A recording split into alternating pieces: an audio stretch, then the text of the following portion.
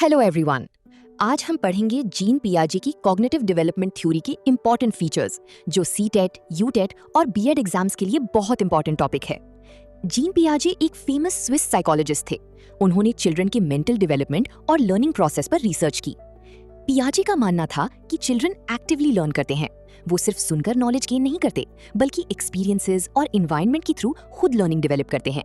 इसी वजह से पियाजे ने चिल्ड्रन को लिटिल साइंटिस्ट कहा था। तो चलिए अब पियाजे थ्योरी की इंपॉर्टेंट फीचर्स को डिटेल में समझते हैं। पियाजे के अकॉर्डिंग चाइल्ड एक एक्टिव कंस्ट्रक्टर होता है, यानी बच्चा सिर्फ इंफॉर्मेशन रिसीव नहीं करता बल्कि खुद नॉलेज बिल्ड करता है। वो एक्टिविटीज करता है, ऑब्जर्व करता है और अपनी एक्सपीरियंसेस के थ्रू लर्निंग डेवलप करता है। एग्जाम्पल के लिए, जब एक चाइल्ड ब्लॉक से हाउस बनाता है तो वो सिर्फ गेम नहीं खेल रहा होता, बल्कि शेप्स, बैलेंस और स्ट्रक्चर को भी सीख रहा होता है। इसलिए पियाजे के अकॉर्डिंग लर्निंग एक एक्टिव प्रोसेस है। पियाजे ने कहा कि चाइल्ड बिल्डर ऑफ नॉलेज होता है, यानी चाइल्ड खुद अपनी अंडरस्टैंडिंग क्रिएट करता है। नॉलेज रेडीमेड फॉर्म में नहीं मिलती, बल्कि चाइल्ड एनवायरनमेंट और एक्सपीरियंसेस के थ्रू ग्रेजुअली नॉलेज कंस्ट्रक्ट करता है। एग्जाम्पल, जब चाइल्ड प्लांट्स को ग्रो होते हुए देखता है तो वो नेचर और ग्रोथ के कॉन्सेप्ट्स को खुद समझने लगता है। पियाजे चिल्ड्रन को लिटिल साइंटिस्ट बोलते थे क्योंकि बच्चे नेचुरली क्यूरियस होते हैं। वो हर चीज को ऑब्जर्व करते हैं, क्वेश्चंस पूछते हैं और आंसर्स फाइंड करने की कोशिश करते हैं। एग्जाम्पल, अगर एक टॉय टूट जाए तो बच्चा उसको खोलकर देखने लगता है कि अंदर क्या है, यानी वो एक्सपेरिमेंट करके लर्निंग कर रहा होता है। पियाजे के अकॉर्डिंग डेवलपमेंट कंटिन्यूअस प्रोसेस नहीं होता। चाइल्ड डेवलपमेंट डिफरेंट स्टेजेस में होता है। हर स्टेज में चाइल्ड की थिंकिंग और अंडरस्टैंडिंग चेंज होती है, यानी एक स्टेज कंप्लीट होने के बाद ही चाइल्ड नेक्स्ट लेवल की थिंकिंग डेवलप करता है। इसीलिए पियाजे ने कॉग्निटिव डेवलपमेंट को डिफरेंट स्टेजेस में डिवाइड किया था। पियाजे का मानना था कि थॉट कम्स बिफोर लैंग्वेज, यानी चाइल्ड पहले सोचना और समझना सीखता है, उसके बाद लैंग्वेज डेवलप होती है। एग्जाम्पल, एक स्मॉल बेबी पहले ऑब्जेक्ट्स को आइडेंटिफाई करना सीखता है, फिर उनके नेम्स बोलना स्टार्ट करता है। इसका मतलब थिंकिंग लैंग्वेज से पहले डेवलप होती है। पियाजे थ्योरी रेडिकल कंस्ट्रक्टिविज्म पर बेस्ड है। इसका मतलब है कि चाइल्ड खुद अपना नॉलेज क्रिएट करता है। लर्निंग तब होती है जब चाइल्ड एनवायरनमेंट के साथ इंटरैक्ट करता है और एक्सपीरियंसेस गेन करता है, यानी चाइल्ड लर्निंग प्रोसेस में एक्टिव पार्टिसिपेंट होता है। कॉग्निटिव डेवलपमेंट को अफेक्ट करने वाले 4 इंपॉर्टेंट फैक्टर्स होते हैं। चलिए इन्हें एक एक करके समझते हैं। सबसे पहला फैक्टर है मैच्योरेशन।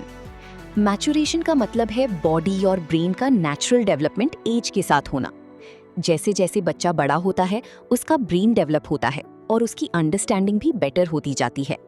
एग्जाम्पल के लिए, एक बेबी पहले सिर्फ चीजों को ऑब्जर्व करता है, लेकिन एज बढ़ने के साथ बोलना, चलना और प्रॉब्लम सॉल्व करना सीख जाता है।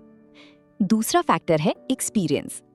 बच्चे अपनी डेली एक्सपीरियंसेस और सराउंडिंग से बहुत कुछ सीखते हैं। एक्टिविटीज, गेम्स, स्कूल और एनवायरनमेंट उनकी लर्निंग को इम्प्रूव करते हैं।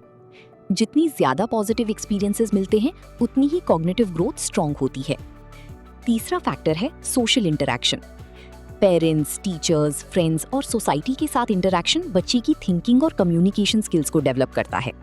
डिस्कशन, क्वेश्चंस और ग्रुप लर्निंग के थ्रू बच्चा न्यू आइडियाज और नॉलेज गेन करता है। चौथा फैक्टर है इक्विलिब्रेशन।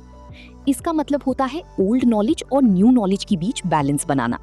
जब बच्चा कोई न्यू चीज सीखता है तो वो उसको अपनी पुरानी अंडरस्टैंडिंग के साथ एडजस्ट करता है। इसी प्रोसेस की वजह से लर्निंग और अंडरस्टैंडिंग और ज्यादा स्ट्रांग हो जाती है।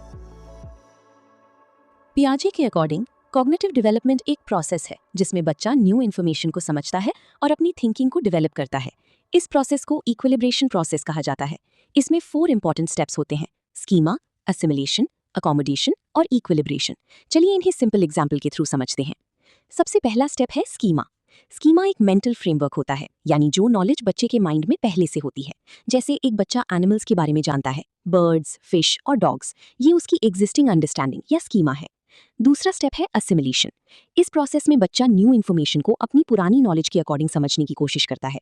जैसे बच्चा पहली बार कैट देखता है और उसे डॉग समझ लेता है, क्योंकि उसकी माइंड में ऑलरेडी डॉग का स्कीमा बना हुआ होता है, इसलिए वो सोचता है that is like a dog.